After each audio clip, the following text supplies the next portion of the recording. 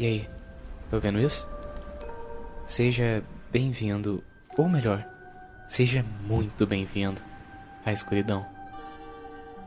Pra quem não me conhece, eu sou o Darko, lá no podcast Darkos Contos e Histórias. Eu conto uns relatos macabros, contos originais, uns causos bizarros e há 4 anos tô por aí espalhando devaneios por esse mundão sombrio. E hoje, tô invadindo as sombras do Relato do Além, pra estrear esse novo quadro sinistro que a gente batizou de Vozes do Escuro. A ideia é simples, toda semana, um conto inédito, escrito por mim ou trazido das profundezas da internet. Narrado aqui, pra te deixar meio paranoico antes de dormir. Histórias pra ouvir de luz apagada no fone, ou naquele momento em que você sente que não tá sozinho no quarto. Sabe como é, né?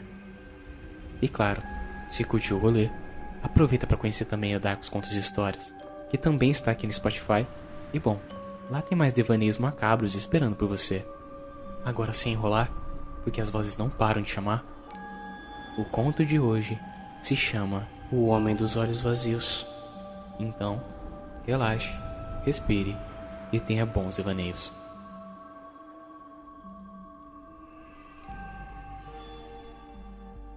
Atenção! O episódio a seguir contém descrições e temas sensíveis, que podem ser gatilho para algumas pessoas. Se você é sensível a conteúdos de terror psicológico, violência, morte ou temas perturbadores, recomenda-se cautela ou que não prossiga com a audição. Hello, Nigel here. As an owl, I love to be awake all night, but allergy sufferers like you probably don't feel the same. So take Xyzal at night to relieve allergies while you sleep. Then wake up fully refreshed for a more productive day. Xyzal works fast and offers 24-hour continuous relief from sneezing, runny nose, itchy watery eyes, and itchy nose and throat, so you can enjoy doing the things you love all day long. Be wise all. Take Xyzal at night. Use as directed. Starts working in 45 minutes. Trabalho como pedopsiquiatra há pelo menos 20 anos. Lembro até hoje meu pai dizendo que eu devia seguir essa área porque dá dinheiro e é isso que importa. Não tenho filhos e nem sempre me senti à vontade com elas. Mas com o tempo, aprendi a gostar do que faço. No começo da minha carreira, passei por uns casos que me marcaram de um jeito que até hoje eu não consigo esquecer. Teve aquela vez, com a Clara, uma menina de 6 anos que sofreu abuso extremo em casa. A mãe dela, desesperada, trouxe ela para mim. Eu vi uma criança que tinha parado de falar, se escondia num silêncio tão profundo que parecia gritar por ajuda. Tive que lidar com toda aquela burocracia, os depoimentos, o impacto na família, e no fim, o agressor nunca foi punido. A Clara, mesmo assim, começou a melhorar aos poucos, mas a ferida ficou ali, invisível, mas aberta. Outro caso que me marcou foi o do Miguel, um garoto de 9 anos com uma série de transtornos comportamentais que ninguém conseguia controlar. Ele vinha de um lar complicado, entre vícios e violência. Certa noite ele tentou fugir de casa e acabou se perdendo numa estrada perigosa. Quando eu encontrei ele, era uma mistura de medo, raiva e abandono. O garoto estava completamente destruído por dentro. Aquilo me mostrou o quanto nossa profissão pode ser cruel. Às vezes, fazemos o que podemos, mas o mundo lá fora é impiedoso. Mas o pior mesmo foi o caso de Letícia. Ela tinha apenas 7 anos quando foi internada no hospital psiquiátrico depois de uma crise grave. A menina falava de vozes, via sombras e tinha um comportamento autodestrutivo. O que me deixou chocado foi descobrir que, na verdade, Letícia era vítima de um ritual macabro dentro da própria casa. Uma espécie de culto obscuro que a família escondia. A investigação foi muito dolorosa, muito lenta, e nunca pude tirar a cabeça da sensação de impotência ao ver aquele olhar perdido de uma criança que não deveria passar por aquilo. Depois desses 3 casos, jurei pra mim mesmo que nada mais poderia me abalar, mas eu estava enganado.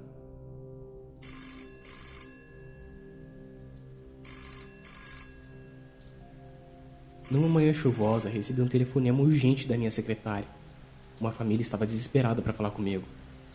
Ela passou a ligação e do outro lado eu ouvi a voz trêmula de uma mãe pedindo para que eu atendesse seu filho, Jonas, e deveria ser ainda aquele dia.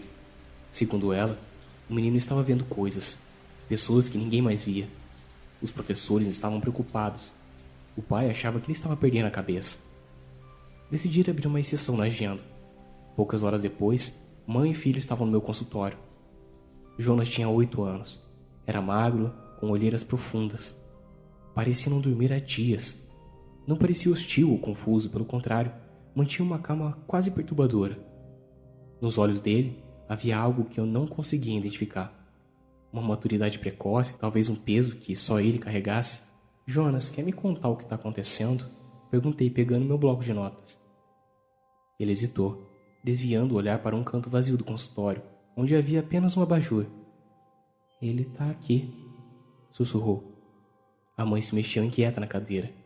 Então, fui com cuidado. Quem está aí, Jonas? Perguntei olhando para o canto que ele fixava. Demorou um pouco para responder, mas o tom dele estava neutro, sem medo. O homem dos olhos vazios. Senti um arrepio. Mantive a postura. Você já o vê há muito tempo? Ele não respondeu. O que ele faz? Jonas inclinou a cabeça, suspirou e respondeu olhando para o chão. Ele só fica olhando, mas às vezes sussurra coisas. Fiz um esforço para manter a calma, mas quando olhei para aquele canto, eu vi algo. Vi o tal homem dos olhos vazios, magro, nu e curvado para o lado, como se os seus ossos estivessem prestes a furar a pele. As costas formavam um arco estranho. Os braços longos pendiam como galhos secos. O rosto caído como se derretesse, com círculos arroxeados em torno dos olhos, e uma boca torta que se movia levemente. Forcei a continuar a consulta e encerrá-la. Jonas nunca mais voltou. A mãe ligou dizendo que procurariam outro tipo de especialista. Mas ele ficou. O homem dos olhos vazios não foi embora. Ele começou a aparecer em todo lugar. Na sala de espera do hospital, no corredor do trabalho, no banco da praça onde eu fazia minha pausa. Às vezes era só um vulto no canto do olho, outras vezes eu sentia o peso de olhar fixo em mim, mesmo quando não conseguia vê-lo direito. E ele sussurrava. Não eram palavras claras, só murmúrios como se infiltrasse como gelo na minha cabeça. Eram os meus medos mais profundos, os que eu nunca tinha tido coragem de dizer em voz alta. Sussurrava dúvidas, culpas, presságios ruins, e quanto mais eu tentava ignorar, mais alto e claro ficava o som. A cada dia, o homem dos olhos vazios me consumia um pouco mais, corroendo minha sanidade. Comecei a duvidar dos próprios olhos, até da minha mente. Será que ele estava ali mesmo? Ou se era só um fruto do cansaço do meu medo? Mas o sussurro, aquele maldito sussurro nunca parava. Ecoava na minha cabeça, sussurrando os meus piores medos, as minhas culpas mais profundas, fazendo-me acreditar que estava enlouquecendo. E talvez eu estivesse. Às vezes eu via o vulto do homem em qualquer sombra, em qualquer canto escuro, e sentia seu olhar me atravessando. O medo se misturava com a dúvida, que era real. O que eu estava inventando para sobreviver? A única certeza que aquele monstro, fosse ele real ou fruto da minha mente, estava destruindo tudo dentro de mim. United Healthcare nurse Crystal checked in on a patient. We do a routine call after surgery, and I could tell in her voice that she was struggling. Crystal knew she needed help. I knew that this is very serious. This is like septic. This is life-threatening. And she knew just what to do. And I called the hospital and said, she's coming in, here are her labs. And got her the help she needed. I see my role at United Healthcare as a life-saving role. Hear more stories like Crystal's at UHC.com. Benefits, features, and/or devices vary by plan area. Limitation and exclusions apply.